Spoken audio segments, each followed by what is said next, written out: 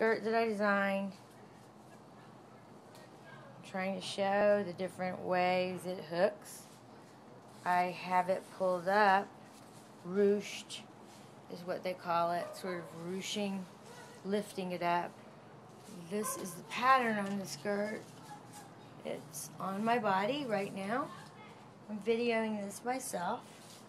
I really don't think I'm a very good video person, but I am doing the best I can here for Facebook. I'm going to have somebody professional do it for my website. This will be up in 3 weeks. I know no one thinks it will really happen, but it is going to happen. It buckles the way I twisted it myself. Chain.